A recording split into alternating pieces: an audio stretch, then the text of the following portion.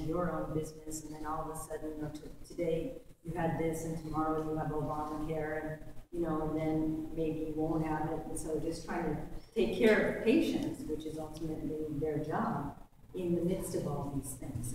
And the fact of the matter is they were trained when they go to med school. There's no business training whatsoever for them. I know that to be true, and still unfortunately continues. So when we get out, private practitioners, which are the lion's share of them, they have to learn how to manage a business. And the electronics, of course, they have to use their own income to get that. They will get incentives to implement that into their practices, which I think is interesting. Again, this debate about the bureaucracy monitoring everyone. I think that's a great point to look at. Should physicians be incentivized, right? What should be their motivation? I mean, they're incentivized monetarily to implement electronic medical records. Literally, if you sign up and implement it according to their schedule and show proof of it and submit it electronically by certain days and deadlines, you actually get a rebate from the government. That's what's going on inside the offices with physicians right now.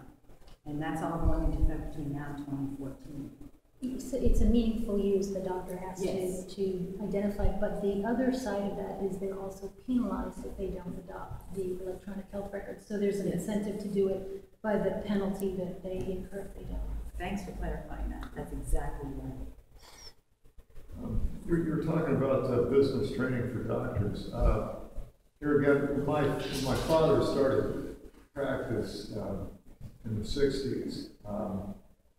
The typical career path was for a doctor to get out of school, do a little training, much less than they do now in most cases, and then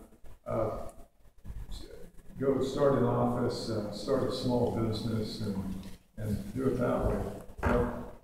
My brother and sister, I have a brother and sister who are MDs, and they both work for institutions that hire MBAs or whatever, professional administrators to do that. And I think to some degree they're relief a lot of the business administration that my father used to have to do. Right.